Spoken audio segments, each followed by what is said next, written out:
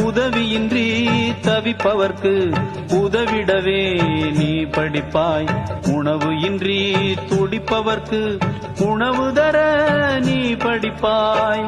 புத்தி உள்ள உனக்கெல்லாம் புத்தகத்து படிப்பெல்ன, சக்தி உள்ள உனக்கெல்லாம் சத்தியத்தில் தவிப்பெல்ன.